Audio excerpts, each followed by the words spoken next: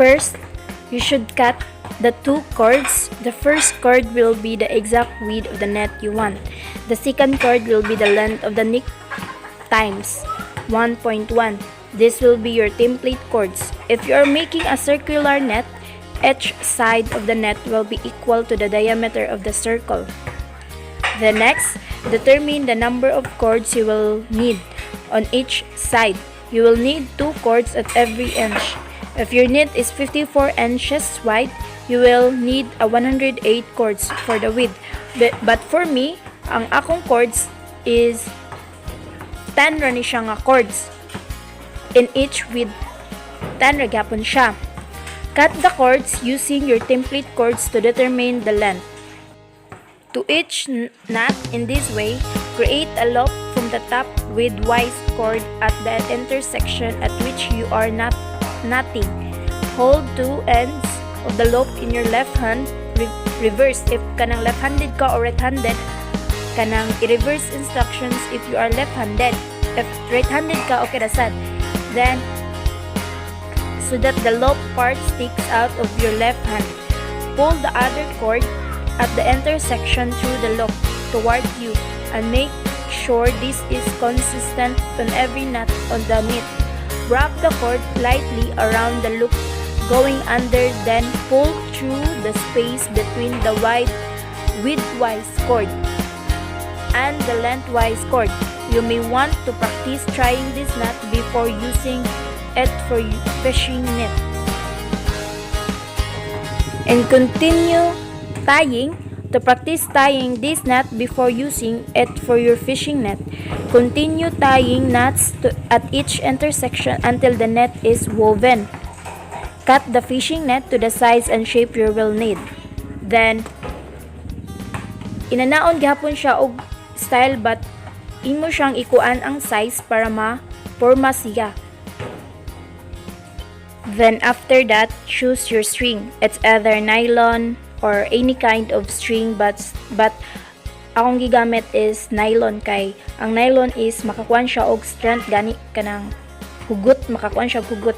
Dayon, in theory, your fishing net can be made of any string or twine, and it's recommended that you use a nylon string for strength. Then, if you don't have any nylon or are unable to get any, you should consider practicing with whatever string you might have around. As I mentioned, you should place your gauge. As mentioned above, your gauge will determine the eventual size of the net holes, and then hold the string with your thumbs atop the gauge using the hand opposite the one which will use the shuttle.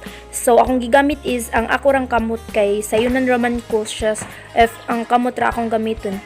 Then if ganahan mo katong murag nay tahi-tahi, you can use that also. Then and remove the gauge and start again. Once you remove the gauge, you should have the first square of your net with a loop coming out of either side.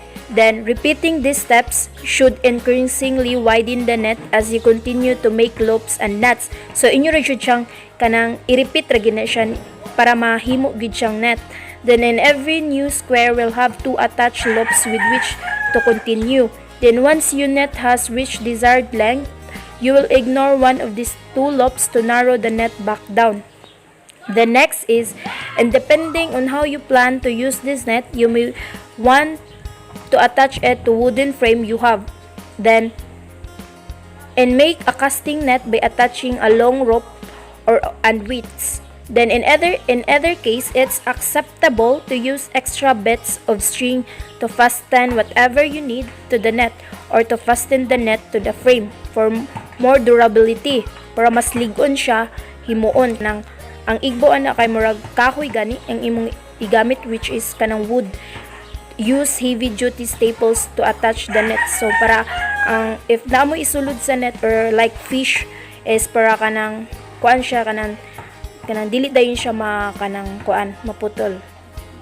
I learned this kind of knowledge on how to demonstrate a weave net through internet and YouTube, searching YouTube, Google, or any kind of website to make or to demonstrate a weave net. Actually, my father is a fisherman. He also teach me on how to demonstrate, and I gained some knowledge and information on how to make a weave net, and how to demonstrate it, and how to make it clearly and durable wave net. That's all. Because of my father and also the internet, I've made a durable wave net, and also I gain more knowledge on how to make it and to demonstrate it, to share some knowledge to my classmates and or also to everyone. Fishing nets are used for a variety of purposes, but nets are primarily cast into the water to catch fish. Being able to create fishing nets will save you money, help you repair from fishing nets, and give you a project to do with your family.